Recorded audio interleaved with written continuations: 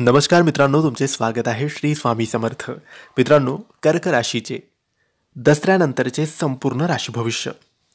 मित्रांनो, दसरा म्हणजेच विजयादशमी हा सण हिंदू धर्मामध्ये सगळ्यात मोठा असतो आणि यानंतरचे राशी भविष्य सुद्धा महत्त्वाचे असते. आज आपण जाणून घेणार आहोत कर्क राशीसाठी कसे असेल दसऱ्यानंतरचे दिवस. दसऱ्यानंतर सुरू होणारे हे नवीन पर्व तुमच्यासाठी आहे भावनांच्या, धैर्यांच्या आणि देवीचा संकेत काळ. सगळं काही शांत, स्थिर आणि अपेक्षेप्रमाणे चालू असताना अचानक जीवनात येईल एक नवं वळण. ग्रह बदलत आहे, ऊर्जा बदलते आणि त्याचबरोबर तुमचं नशीबही आता बदलणार आहे. नवी दिशा ते घेणार आहे. काही घटना तुमच्या मनाप्रमाणे होतील तर काही मनाविरुद्ध, पण शेवटी प्रत्येक गोष्ट घडते ती तुमच्या भल्यासाठीच. म्हणून हा व्हिडिओ शेवटपर्यंत ऐका, कारण 100% या घटना तुमच्या जीवनात घडणार आहे. दसऱ्यानंतर कर्क राशीवर चंद्र आणि गुरुचा विशेष प्रभाव दिसतो. चंद्र तुमचं मन नियंत्रित करतो आणि गुरु तुमचं भाग्य. या दोघांची जुळवाजुळव म्हणजे भावना अधिक बुद्धीचं संतुलन. या काळात काही निर्णय मन सांगेल तसं घ्या, कारण तुमचं अंतःकरणच तुम्हाला योग्य दिशा दाखवेल. काही जुने प्रश्न पुन्हा समोर येतील, पण आता तुम्ही त्यांना नव्या दृष्टिकोनातून पाहाल. विश्वास ठेवा, कारण ही वेळ तुमचे आयुष्य बदलण्यासाठी आली आहे. कर्क राशी म्हणजे भावनांचं महासागर. तुमचं मन प्रेमळ पण लवकर दुखावणारं असतं. दसऱ्यानंतर काही नात्यांमध्ये स्पष्टता आणि सत्यता येईल. ज्यांच्यावर तुम्ही विश्वास ठेवत होता ते कदाचित काही कारणांनी दूर जातील, पण त्यामागे असेल एक शिकवण देणारा संदेश. जोडीदार असलेल्यांनी संवादावर भर द्या.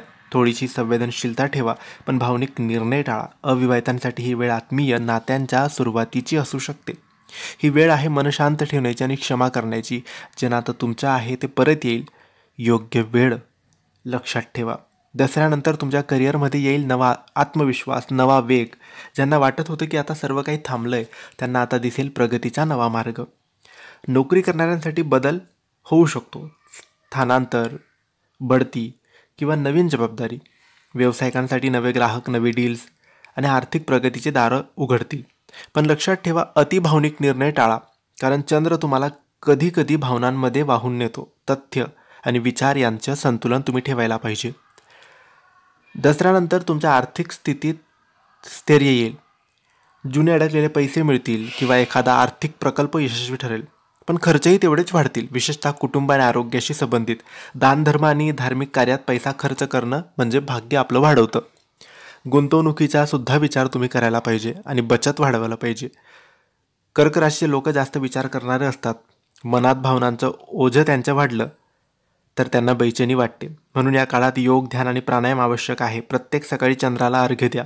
ओम चंद्राय नमः या मंत्राचा जप करा. दसऱ्यानंतर विश्व तुमच्याकडे काही दैवीय संकेत पाठवेल.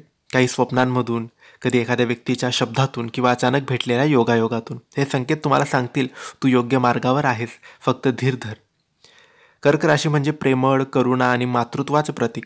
तुमचं मन जरी भावनांनी ओथंबलेलं असेल तरी तुमच्यात आहे धैर्य आणि निष्ठेची शक्ती. दसऱ्यानंतर विश्व तुम्हाला सांगते आता तुझा काळ आलाय. भूतकाळ विसर आणि नवं पर्व सुरू कर. काही नातं तुटेल, काही स्वप्न मोडतील, पण त्यातूनच उगवेल एक नवी दिशा, अधिक प्रगल्भ, अधिक मजबूत. हे होते कर्क राशीचे संपूर्ण दसऱ्यानंतरचे राशी भविष्य. तुम्हाला ही माहिती कशी वाटली आम्हाला नक्की कळवा, आणि माहिती आवडली असेल तर लाईक आणि शेअर करा. काही प्रश्न असतील तर कमेंट्सद्वारे विचारा आणि आमच्या चॅनलला सबस्क्राईब करायला विसरू नका. धन्यवाद. श्री स्वामी समर्थ.